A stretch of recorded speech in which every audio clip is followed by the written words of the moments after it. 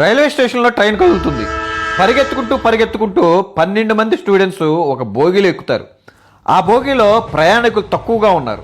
ప్రయాణం మధ్యదారిలో రోళ్ళు కదా, తిన్నగా ఉండరు. ఒక తింగర పని చేద్దామని ట్రైన్ చైన్ లాగుదాం అనుకుంటారు.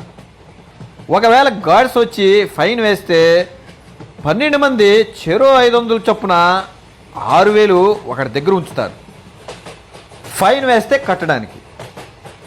ఆ బోగీలోనే కిటికీకి దగ్గరగా తెల్ల జుట్టుతో ఒక ముసలి తాత ముడుచుకొని కూర్చోవడం చూసి, అరే డబ్బులు బొక్కెందుకు, చైన్ లాగి ఆ ముసలోడి మీద తోసేద్దాం అని అందరూ అనుకుంటారు. ఆ ముసలైన అంతా గమనిస్తూనే ఉంటాడు. స్టూడెంట్లో ఒకడు ఒక దూకి చైన్ లాగేస్తాడు. ట్రైన్ ఆగిపోతుంది. చెక్ చేసుకుంటూ స్టూడెంట్స్ ఉన్న బోగీలోకి గార్డ్స్ వస్తారు. చైన్ లాగింది ఆ ముసలాయనే అని చెప్తారు. ఏమయ్యా పెద్దాయనా, నువ్వేనా లాగింది అని గార్డ్స్ అడుగుతారు. ముసలాయనకి అర్థమవుతుంది, నేను నిజం చెప్పినా అంతమంది చెప్పింది మాట వింటారు కానీ నా మాట ఎవరు వినరు అనుకొని నేనే లాగా.